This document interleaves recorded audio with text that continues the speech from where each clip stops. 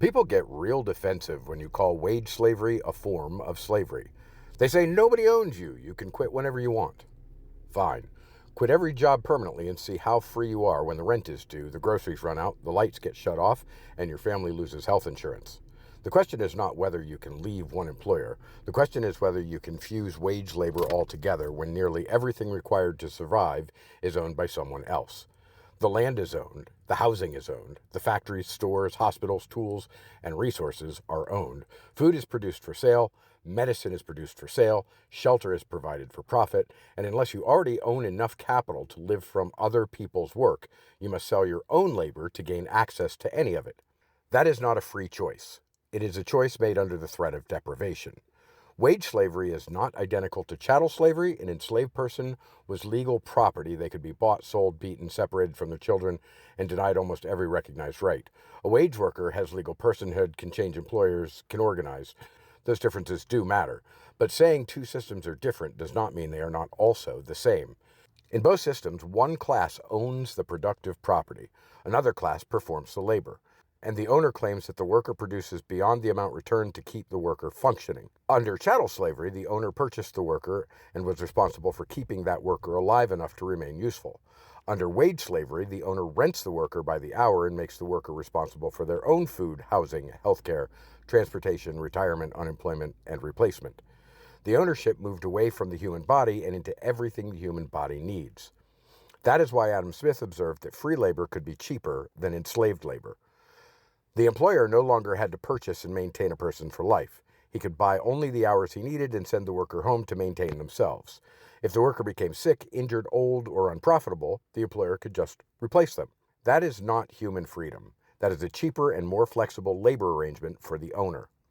And capitalism has spent centuries making that dependence seem natural. We are told that employers give people jobs, but workers give employers labor. Without workers, the machinery sits still. The food does not get grown, the buildings do not rise, the packages do not move, the customers do not get served. The owner may provide capital, but capital does nothing by itself. A factory without labor is a very expensive, empty building. Yet the worker generally receives only enough to return the next day, while ownership receives the surplus indefinitely. The worker gets a paycheck once. The owner can continue collecting profit, rental, interest, and depreciation simply because their name is attached to the asset. And the system keeps workers obedient through insecurity. Lose your job, and you may lose your home. Lose your job, and you may lose your health care. Lose your job, and you may lose transportation, childcare, credit, and eventually custody or stability of your family. That threat does not need to be spoken aloud. Everybody already understands it.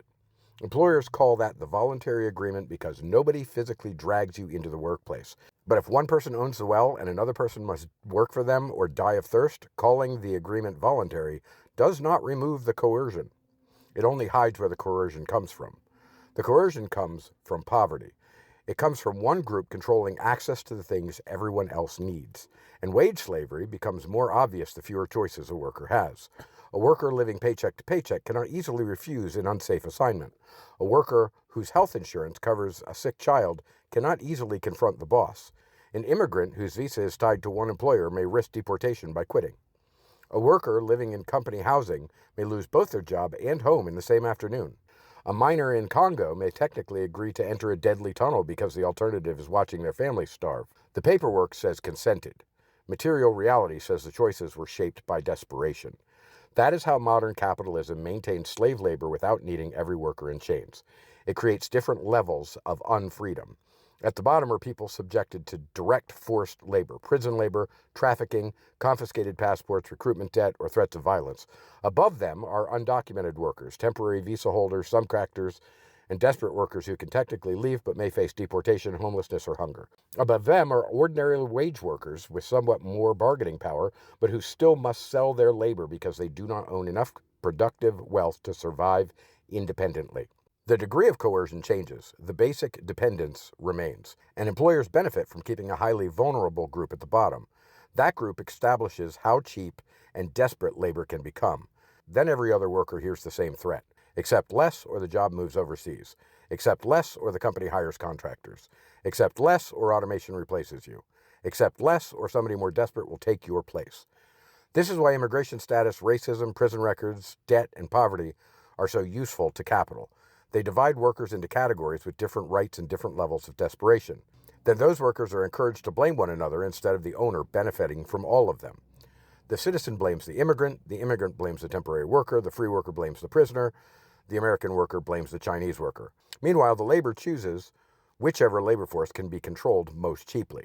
And when forced labor appears in the supply chain, the company at the top says it did not know.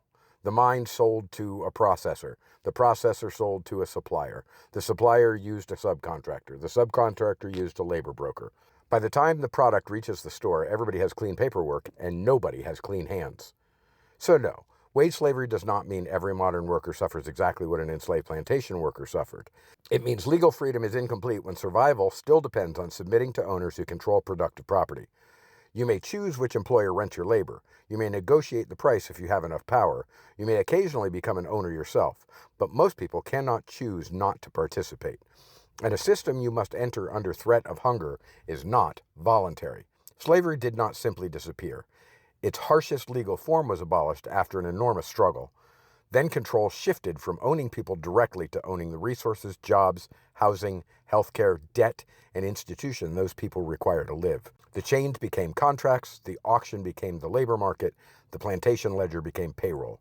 And the threat changed from the whip to eviction, bankruptcy, untreated illness, and starvation. That is still coercion. It is simply coercion civilized enough to wear a name tag.